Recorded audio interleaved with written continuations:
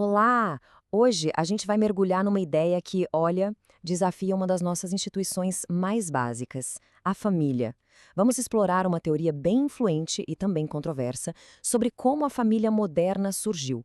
E o ponto central dela é que a família não veio de um desígnio da natureza, mas sim da economia.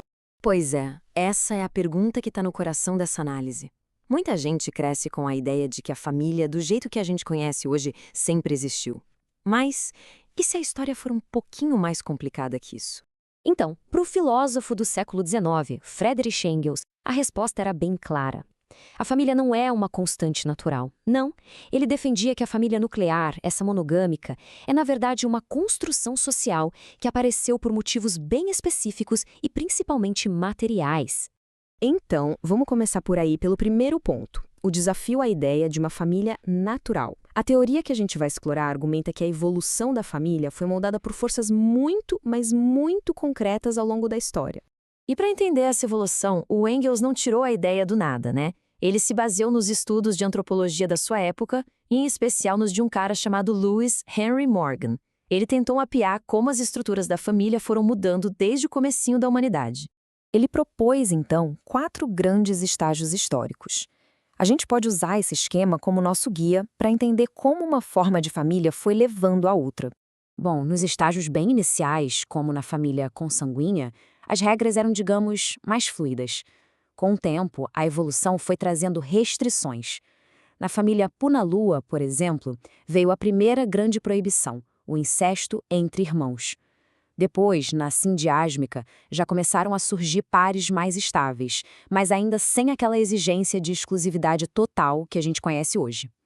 Cada passo desses significava um avanço na organização social.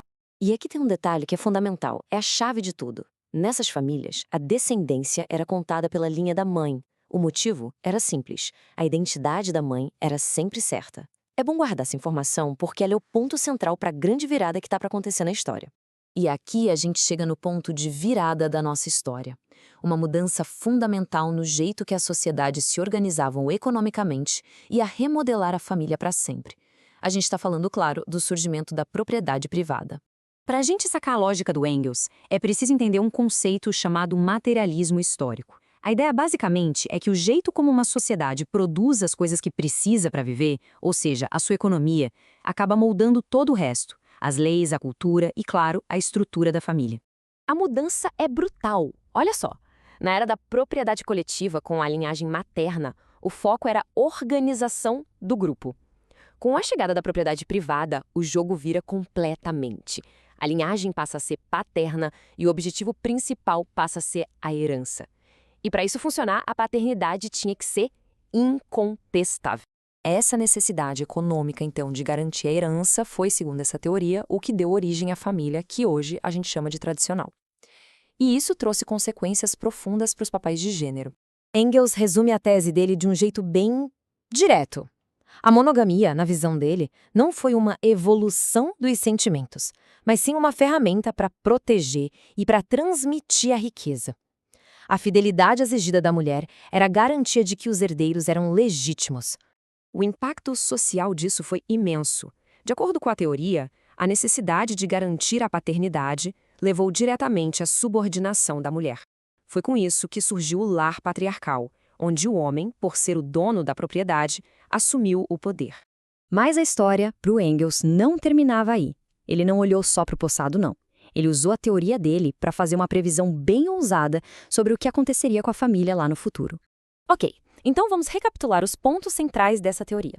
Primeiro, a família não é algo fixo, ela evolui junto com a economia. Segundo, a monogamia moderna tem uma base econômica ligada à herança. Terceiro, a opressão feminina nessa visão começa com a propriedade privada. E quarto, e talvez o mais importante, a igualdade de gênero de verdade dependeria de uma transformação econômica. A previsão do Engels, então, foi essa. Ele acreditava que se o sistema de propriedade privada um dia fosse superado, a base econômica da família monogâmica simplesmente desapareceria. E isso, segundo ele, abriria caminho para uma nova forma de família, que não seria mais baseada na necessidade econômica, mas sim em afeto genuíno e em igualdade de verdade entre as pessoas. Isso tudo nos deixa com uma pergunta para a gente pensar. A teoria de Engels, sendo controversa ou não, nos força a questionar: se o jeito que a gente vive e produz, de fato, molda nossos laços mais íntimos, o que será que as transformações econômicas de hoje, do trabalho remoto à economia digital, significam para o futuro da família? Fica aí a reflexão.